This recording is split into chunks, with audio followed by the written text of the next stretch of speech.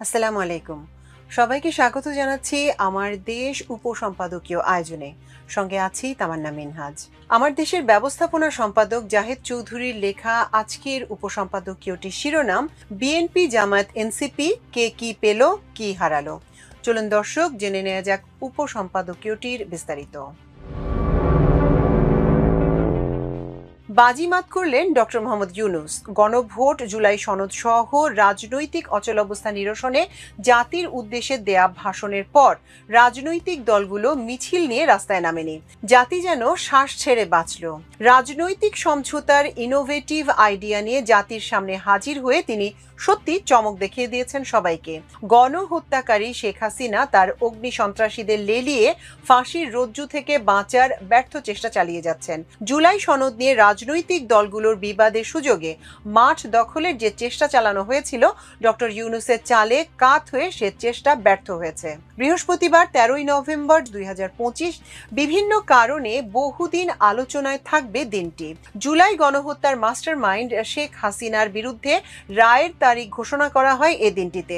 ট্রাইব্যুনালে শেখ হাসিনার মামলার রায় হবে আগামী 17ই নভেম্বর সোমবার। 13ই নভেম্বর কিছু একটা করা যায় কিনা সেই অপচেষ্টায় আওয়ামী লীগ লকডাউনের নামে যে হরতাল ডেকেছিল তাকে পাত্তাই দেয়নি রাজধানীবাসী। অন্যদিকে প্রধান উপদেষ্টা ডক্টর মোহাম্মদ ইউনূস জুলাই জাতীয় সনদের বাস্তবায়ন আদেশ জারি এবং গণভোট নিয়ে রাজনৈতিক দলগুলোর মধ্যে যে বিরোধ সৃষ্টি হয়েছিল তার একটি চমকপ্রদ সমাধান হাজির করেন জাতির উদ্দেশ্যে দেয়া ভাষণে।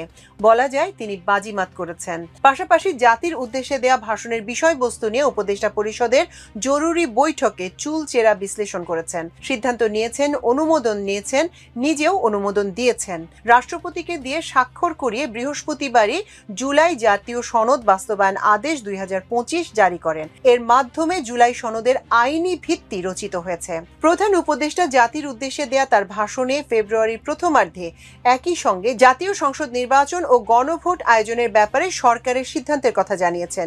এসবের মাধ্যমে 24 জুলাই বিপ্লবের মধ্যে দিয়ে গঠিত অন্তর্বর্তী সরকারের ওপর সংস্কার, বিচার ও নির্বাচন অনুষ্ঠানের যে 3টি গুরুদায়িত্ব অর্পিত আছে সেগুলোর ব্যাপারে বড় ধরনের অগ্রগতি দৃশ্যমান হয়েছে। অন্তর্বর্তী সরকারের প্রধান উপদেষ্টা ডক্টর মোহাম্মদ ইউনূস জাতির উদ্দেশ্যে দেয়া ভাষণে একই দিনে 2 ভোটের পাশাপাশি গুরুত্বপূর্ণ সাংবিধানিক সংস্কার প্রস্তাব বাস্তবায়নে বিএনপি, জামায়াত ও জাতীয় নাগরিক পার্টির মধ্যে যে বিরোধ চলছিল তার একটি গ্রহণযোগ্য সমাধান দিয়েছেন। এ ব্যাপারে সরকারের চূড়ান্ত অবস্থান জানিয়ে দিয়েছেন।